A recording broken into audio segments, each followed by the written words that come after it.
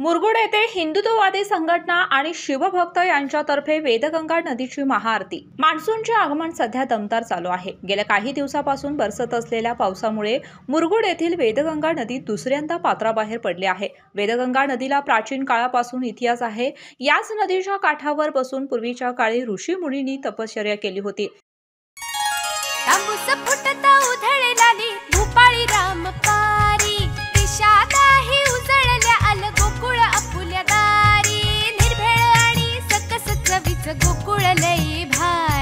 गोकुळ दूध आणि दर्जेदार दुग्ध उत्पादने। चव आहे कोल्हापुरी। गोकुळ लई भारी।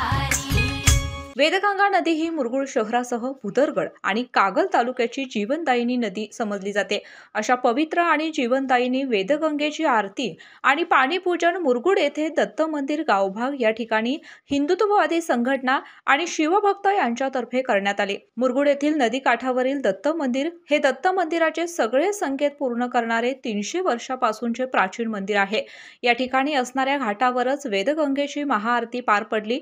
मोठा महापूर आल्यास हे संपूर्ण मंदिर पाण्याखाली जाते। यंदाच्या वर्षी दत्तगुरूंच्या पायाला पाणी स्पर्श करून बाहेर आल्यामुळे आज महाआरतीचे आयोजन करण्यात आले होते। या महाआरती आणि पाणीपूजनचे पौरोहित्य अनुभोध गाडगीळ यांनी केले। यावेळी सर्जेराव भाट, ओंकार पोद्दार, तानाजी भराडे, प्रकाश परिशवाड, संकेत शहा, विक्रम घाटगे, विठ्ठल कुंभार यांच्यासह शिवभक्त आणि हिंदुत्ववादी कार्यकर्ते मोठ्या संख्येने उपस्थित होते। केके न्यूज साठी कागल प्रतिनिधी ओंकार पोद्दार। अशाच नवनवीन अपडेट पाहण्यासाठी आमच्या केके न्यूज चॅनेलला सबस्क्राइब करा।